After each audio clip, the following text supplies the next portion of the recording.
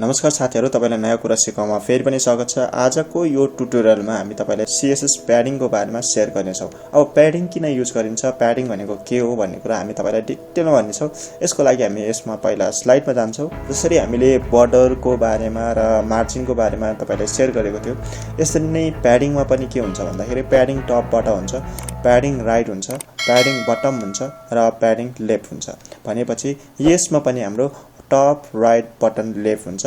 यदि तपाईले padding top दिनुभयो भने कुनै पनि कन्टेन्ट चाहिँ तल टप देखि माथि स्पेस लिन्छ। यानी कि हाम्रो प्याडिङ किन युज गर्छ भन्दाखेरि तपाईको कुनै पनि कन्टेन्ट बोर्डर र कन्टेन्ट छ नि, त्यसमा केही ग्याप राख्नु पर्यो। त्यो ग्याप राख्नको लागि चाहिँ हामी प्याडिङ युज गर्छौं। यसमा चाहिँ हामी प्र्याक्टिकली डिटेलमा बुझाउँछौं ताकि तपाईले प्र्याक्टिकली गर्दाखेरि राम्रोसँग बुझ्नुहोस्। अब त्यसको लागि हामी पहिला सबलाइन टेक्स्टमा जान्छौं। सबलाइन टेक्स्टमा गइसकेपछि कन्ट्रोल एन कन्ट्रोल एस गर्नुस् र त्यसपछि यहाँ तपाईले जानुस्। यहाँ एउटा फोल्डर बनाउनु पर्ने हुन्छ। मैले कन्ट्रोल शिफ्ट एन अनि त्यसपछि राख्छु CSS प्याडिङ अनि त्यसपछि राख्छु एन्टर र त्यसपछि यहाँ जान्छु। म एउटा इन्डेक्स फाइल बनाउँछु, यानी कि एउटा HTML फाइल बनाउँछु र त्यसपछि एउटा CSS फाइल बनाउँछु कन्ट्रोल एन कन्ट्रोल एस गरेर। अनि त्यसपछि यहाँ राख्छु style.css अनि त्यसपछि सेभ। अब यो राखिसकेपछि index.html मा म HTML को स्ट्रक्चर राख्छु, ट्याब राख्छु अनि राख्छु नाम टाइटल के त भन्दाखेरि CSS प्याडिङ भनेर राख्छु है त।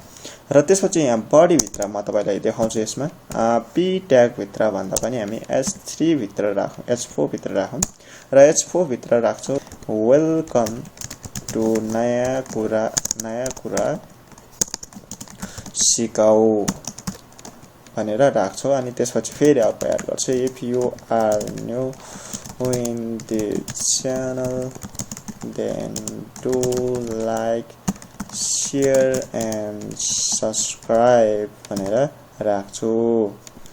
अब यो राखेपछि म जान्छु open in browser. Open in browser गरेपछि आउँछ हाम्रो यहाँ ब्राउजरमा खोलिन्छ। यहाँ तपाईले देख्न सक्नुहुन्छ वेलकम टु नयाँ कुरा सिकाऊ, if you are new in this channel then do like share and subscribe भनेर आइसकेको छ।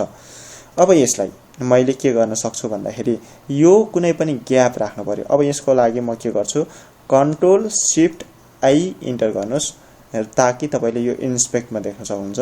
अब यो कन्टेन्ट यानी कि यसलाई म अलिकति जुम गर्छु र यसलाई म रेस्पोन्सिभ अनि त्यसपछि यहाँ आइफोन 5 मा कस्तो देखिन्छ यो यति भयो। यहाँ रेस्पोन्सिभमै राख्छु र यसमा चाहिँ म बढाउँछु। यहाँ 100% राख्दा यति भयो र 125 राख्दाखेरि यो भयो। अझै 150 राख्नु पर्ला र त्यसपछि यतिको भयो। अब म तपाईले के लिदै छ भन्ने कुरा चाहिँ म तपाईले देखाउँछु है त। हाम्रो जुन यो प्याडिङ छ कसरी हाम्रो चाहिँ स्पेस लिँदा रहेछ भन्ने कुरा हामी तपाईले देखाउँछु है त। यसको लागि म के गर्छु भन्दाखेरि यहाँ सबलाइन टेक्स्टमा गए, ब्राउजरमा गए र ब्राउजरमा गएपछि म तपाईले देखाउँछु। जस्तै हाम्रो यो कन्टेन्ट, यो प्याडिङ भनेको के हो भन्दाखेरि तपाईको यो प्याडिङ भनेको यहाँ तपाईले देख्न सक्नुहुन्छ। यो भनेको कन्टेन्ट भयो जुन तपाईको यहाँ ब्लू कलरमा आइराछ। यो भनेको कन्टेन्ट हो। यानी कि यो कन्टेन्ट भनेको तपाईको जे जस्तो टेक्स्टहरु राख्नु भएको छ, जे जस्तो कन्टेन्ट पनि हुन सक्छ। त्यो कन्टेन्टलाई तपाईले जस्तै राख्नु पर्यो, कतै मिलाउनु पर्यो। त्यसको लागि तपाईले यहाँ प्याडिङ भनेको राखिराछ। अहिले हामीले प्याडिङ युज गर्न लागेको छौं। प्याडिङ अझै युज गरेको छैन तपाईले। प्याडिङ पछि मात्र हाम्रो के आथ्यो, बोर्डर आथ्यो जुन हामीले बोर्डरको बारेमा तपाईलाई शेयर गर्यो र मार्जिनको बारेमा पनि हामीले तपाईलाई प्रिभियस भिडियोमा शेयर गरेको थियो।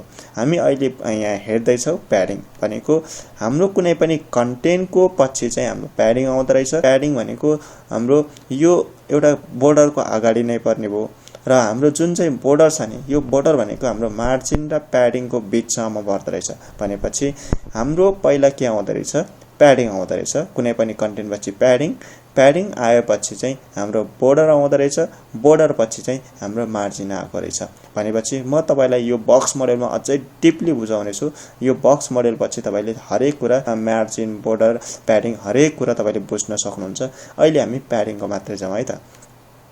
यसको लागि तपाईले प्याडिङमा तपाईले हेर्न सक्नुहुन्छ। म प्याडिङमा चाहिँ राख्छु, यसमा जान्छु CSS को लिंक राख्नु पर्ने हुन्छ। यसमा यहाँ स्टाइल को लिंक राख्नु पर्यो र त्यसपछि म राख्छु style.css र त्यसपछि म राख्छु style.css मा के त भन्दाखेरि बडी भित्र हाम्रो कन्टेन्ट छ, त्यसैकारणले यो राख्छु र यसलाई म राख्छु प्याडिङ म राख्छु टपबाट प्याडिङ टप टु 100 पिक्सल राखे भने के हुन्छ त यहाँ तपाईले हेर्न सक्नुहुन्छ यहाँ मैले प्याडिङ टु 100 पिक्सल राख्दाखेरि अब यहाँ के भयो यहाँ प्याडिङ टु 100 पिक्सल राख्दाखेरि चाहिँ के भयो कुनै पनि कन्टेन्ट यो कन्टेन्ट भयो र यो कन्टेन्टले चाहिँ हाम्रो के भयो तल ल्यायो यानी कि हाम्रो प्याडिङ टपमा चाहिँ 200 पिक्सल स्पेस लिइरहेको छ हामीले प्याडिङ पनि टप राइट बटम अनि त्यसपछि लेफ्ट साइडबाट जुनसुकै साइडबाट पनि लिन सक्छौं अब हामीले यो कन्टेन्टलाई कता राख्ने यानी कि कन्टेन्टले तपाईले देख्न सक्नुहुन्छ यो यसरी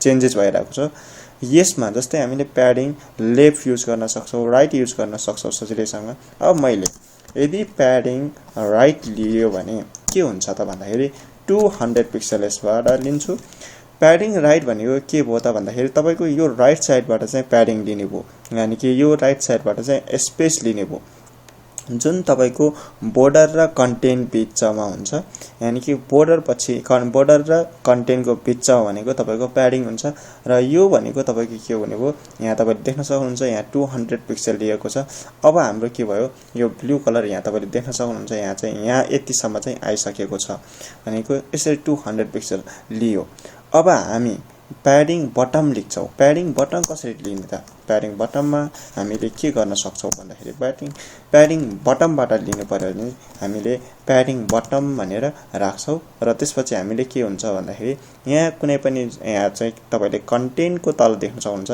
हाम्रो यति चाहिँ भयो अब यो किन यस्तो भइराको छ यो केले भएको र यो किन युज गर्ने हो भन्ने कुरा हामी अझै बक्स मोडेलमा डिटेलमा बुझ्ने छौं तपाईले यहाँ यति मात्र बुझ्नुस् प्याडिङ राइटले कसरी काम गरिरहेछ प्याडिङ लेफ्टले प्याडिङ बटनले प्याडिङ टपले कसरी काम गरिरहेछ त्यति मात्र बुझ्नुस् हामी बक्स मोडेलमा तपाईले अझ क्लियरली बुझ्ने नै छ तपाईले बक्स मोडेलमा तपाईले डिपली बुझ्न सक्नुहुन्छ जस्तै यहाँ तपाईले हेर्न सक्नुहुन्छ यसमा यस प्याडिङ अनि त्यसपछि बटम अनि बोर्डर छ बोर्डर पछि चाहिँ तपाईको यो प्याडिङ बटममा चाहिँ 200 पिक्सल राख्दाखेरि यो भयो अब हामी प्याडिङ लेफ्ट राख्छौं प्याडिङ लेफ्टमा 200 पिक्सल राख्दाखेरि के हुन्छ भन्दाखेरि कन्ट्रोल एस गर्नुस् र त्यसपछि म रिफ्रेश गर्छु भने तपाईले हेर्न सक्नुहुन्छ हाम्रो यो कन्टेन्ट पनि सेन्टरमा आयो अब यो तपाईले हेर्न सक्नुहुन्छ मैले यो यदि यहाँ मार्जिन तपाईले मार्जिन देखिरहनु भएको छ मार्जिन भनेको हामीले भनेकै थियो हाम्रो आउटसाइडको टेम्पलेट्सको चाहिँ कसरी टेम्पलेट्सले कतिसम्म राख्ने भन्ने चाहिँ मार्जिन युज गर्छ भनेर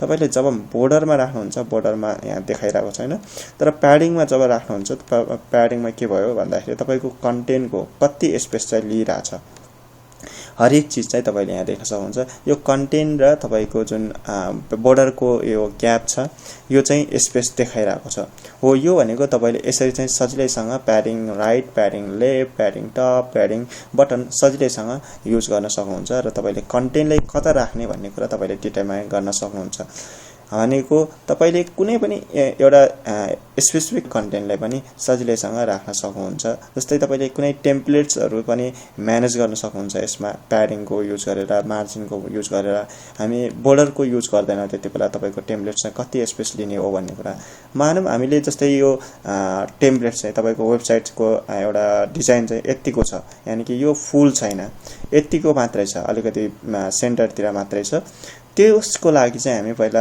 मार्जिन र प्याडिङको प्रयोग गरेर हामी त्यतिको बनाउँछौं भनेपछि हामीले मार्जिन र प्याडिङ चाहिँ धेरै भन्दा धेरै युज गर्ने रहेछ कन्टेन्टमा हैन त्यसैकारणले तपाईले यो कुरा चाहिँ बुझ्नुस् र हामी अर्को सर्ट ह्यान्ड प्रोपर्टी पनि छ सर्ट ह्यान्ड प्रोपर्टी पनि तपाईको के त भन्दाखेरि जुन हामीले एउटा CSS मार्जिनको बारेमा शेयर गरेको थियो त्यसरी नै हाम्रो प्याडिङमा पनि त्यसरी नै हुन्छ हाम्रो पहिला लेख्छ टपबाट लिन्छ र त्यसपछि राइट साइडबाट लेख्छ र त्यसपछि हाम्रो अर्को भनेको बटममा लेख्छ र बटन पछि हाम्रो आउँछ लेफ्ट साइडमा तपाईले अब यसलाई चाहिँ म के गर्छु यसलाई चाहिँ कमेन्ट गर्छु कमेन्ट गरिसकेपछि यसमा गयो भने के हुन्छ जस्ताको त्यस्तै हुन्छ किनभने हाम्रो एउटै काम गर्छ यो एउटै प्रोपर्टी हो भनेपछि यसरी चाहिँ तपाईले सजिलैसँग मार्जिन युज गर्न सक्नुहुन्छ प्याडिङ युज गर्न सक्नुहुन्छ बोर्डर युज गर्न सक्नुहुन्छ तर डिपली बुझ्नको लागि तपाईले बक्स मोडेल त बुझ्नु नै पर्छ यसमा चाहिँ हामीले तपाईले यो सिंगल एक्सप्लेन गर्दाखेरि चाहिँ